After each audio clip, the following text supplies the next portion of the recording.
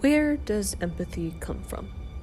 For empathy to be generated in any particular encounter, it seems to be that some measure of vulnerability must initiate it as a precursor. Two vulnerable exchanges are required: the vulnerability that allows one to access and share their own experiences, and the vulnerability that will enable us to respond to that experience from a place of honesty and understanding, and not pity. Vulnerability is inherently a risk of emotional exposure.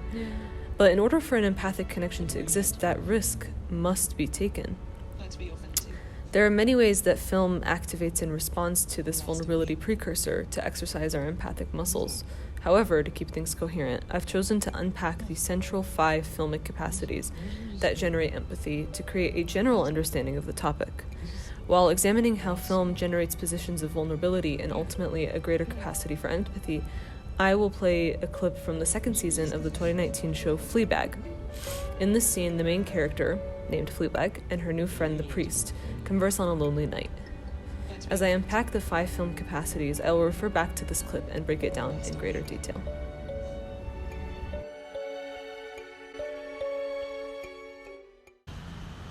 I'd really like to be your friend, though. I'd like to be your friend too. We'll last a week. What was that? What? Where did you just go? What? You just went somewhere. There. Where'd you just go? Nowhere?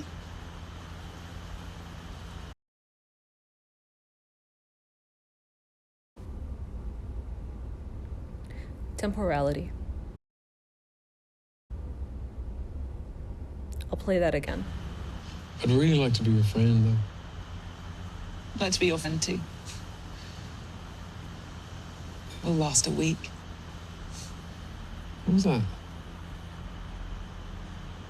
What? Where did you just go? What? You just went somewhere. There. Where'd you just go? Nowhere? Beyond just setting up a greater understanding, I've already illustrated my first point in the simple act of replaying a clip. Although not singular to film as a medium, perhaps one of its most defining properties is its relationship with time. The operation of duration in film allows us to replay a piece of film content. It is distinctly not a static image that we engage with for whatever period of time we deem necessary. Film starts and ends. It can be paused and played back. Deeper still, because of this, we can think of film moments as events, and film typically creates this illusion in viewers' minds that the fictional events represented on screen are real and that they, the viewers, are present at their occurrence. Because film contains the temporal element of duration, it can activate this vulnerable emotion in the viewer because we're watching a scene unfold in a linear sort of time, which is the way that we experience time in our life. In Fleabag, this allows us to experience this moment and the next, which collectively creates an ability to progress through time with the characters. At the same time that Fleabag is anticipating the priest's response, we are also anticipating along with her. This mutual experience puts us in the same place as any character on screen, automatically invoking a vulnerable position because we aren't sure what's going to happen next, and neither is the character, which feeds into an empathic reaction on our part. Audio-visual. Included in the aforementioned temporal capacity of film is also the audio capacity. I've titled this section audio-visual, not exclusively audio, because film sound, which is always paired with an image or the absence of an image, is its own unique ability. Filmic sound produces an entirely new form of perception. The images and audio don't just complement each other, they engage a unique form of perception that transforms both the images and the sound as they constantly inform one another.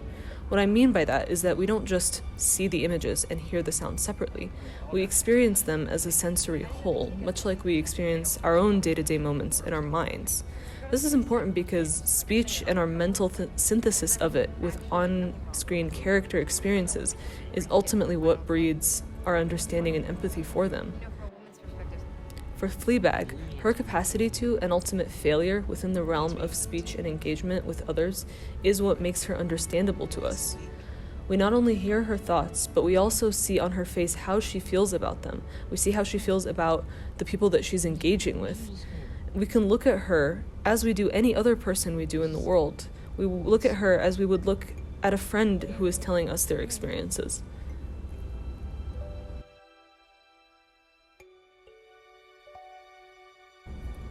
Spatiality. Our perception of space, both built and natural, can be audio-visually captured, expressed, or even reconstructed on the cinematic screen. Film captures space by showing the viewer a montage of spatial elements that we mentally compress to create a mental picture of the space in our minds. Not unlike how we capture real-life spaces and mentally understand them. The filmic portrayal of spatiality and its capacity to capture volumes is essential to showcase the types of vulnerable human expression that breed empathy. We can see how people live in the world, how they live together. And since we also exist in that volume of space, it draws an inherent connection to our day-to-day existence that no other medium can. Combined with the unique temporality, this capacity creates a medium that can more accurately capture and mirror our spatial interactions. Putting this back in the Fleabag example, the spatial capacity of film allows us to understand that these two characters are sitting side by side, in a space that we can mentally understand and ultimately place ourselves into. Or, at the very least, because we have all sat side by side with someone, we can empathize with Fleabag's physical position at the moment. We can see how these two bodies look at one another and then look away. Each spatial interaction between them betrays an emotion that brings us closer to understanding these characters.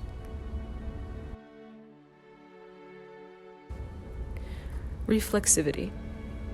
Reflexivity in film is the capacity to make the audience aware of the filmmaking process or remind them of their engagement with this medium. The motivation for this is to make the audience aware of the constructed nature of a film, thereby acknowledging the filmmaker's subjectivity.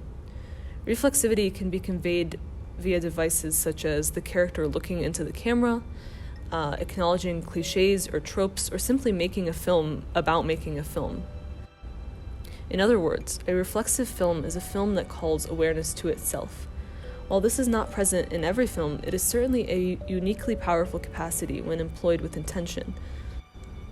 When the boundary of reality is acknowledged in a film, it is often referred to as breaking the fourth wall. It presents a unique kind of honesty between the filmmaker, the character breaking the fourth wall, and the audience member engaging with the content. It metaphorically pulls back the curtain. That reveal expresses honesty and vulnerability on behalf of the filmmaker and can be used as a way to drive forth a more empathic connection between the viewer and the character on screen, because all the cards are on the table. This is incredibly important in Fleabag, as it is primarily one of the most unique aspects of this show. Fleabag subverts this fourth wall breaking. The character of Fleabag routinely breaks the fourth wall and engages the audience, but her deeper intention is to keep the rest of her fictional world out. She's trying to protect herself from giving love again after losing her mother and holds everyone at a distance, except for us, the viewers. We watch along as she shuts herself out from the people in her life, seeking a cowardly refuge with us. This is why at the end of the show, she makes a deliberate point to leave the viewer behind, to return to her life in her world, instead of escaping to us when things get difficult. Breaking the fourth wall lets us enter her mind, and we understand her so well that we don't even feel sad when she has to leave, because we know that this is what she needs to do in order to get better. This is empathy. And it is only there because she let us in the first place.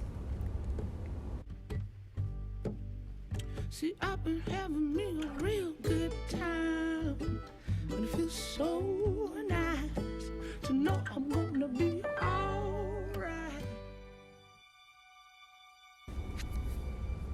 Story and character. All of these empathy-building capacities presented by the medium of film come together to serve the ultimate empathy-generating ability of film, which is narrative storytelling. Narrative structure is about two things: the content of a story and the form used to tell the story. And these narratives are judged based on their ability to make the characters and their struggles identifiable to the audience. The best stories transport us into someone else's life, if only for a moment. We won't go along the ride, though, unless we empathize with the characters. Empathy doesn't just drive a good story, it is storytelling. Story is what enables us to see all shades of a character, of someone's life, and that demands that we see them in vulnerable moments, in moments of weakness. This is why Fleabag works. We aren't looking into the mind of a perfect woman with no flaws or difficulty. There would be no story there. Stories come from vulnerability, and vulnerability comes from sharing stories. For Fleabag, this moment that we've watched numerous times is the culmination of all that I've been discussing. She uses her fourth wall breaking as a way to keep her story and her pain secret, to hide it from the world. And this is the moment where that starts to fall apart. For the rest of the time, after a season and a half, for the first time, after a season and a half of having this fourth wall breaking technique go unaddressed by the rest of the characters, someone, this new friend of hers, finally sees it happen. And this is what starts Fleabag on her journey of bravery and embrace.